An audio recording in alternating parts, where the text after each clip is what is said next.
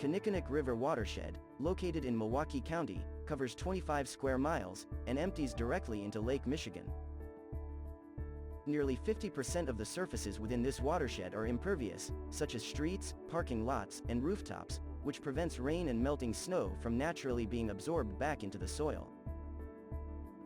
Unfortunately, during storm events, water flows quickly off these surfaces and overwhelms the streams, which drastically increases the risk of flooding.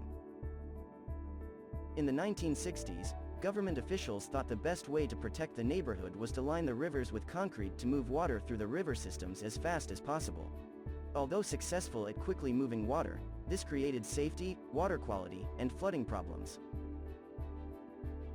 The Milwaukee Metropolitan Sewerage District, along with others, is working to address the problem through a multi-phase plan that will reduce the risk of flooding, improve water quality, and benefit communities through a number of improvements. The Kinnickinnic River, between South 6th Street and South 16th Street, is part of the next phase in the plan. To provide enough room to safely move floodwaters during heavy storms and to naturalize the river corridor will be widened, and more than 4,000 feet of concrete channel lining will be removed and replaced with a natural stream design.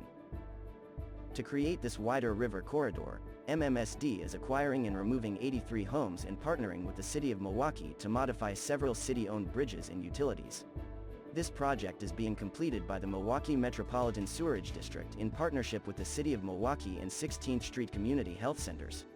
The naturalization of the Kinnickinnic River between 6th and 16th Street will connect the two segments that have already been completed. Learn more about the project at MMSD.com.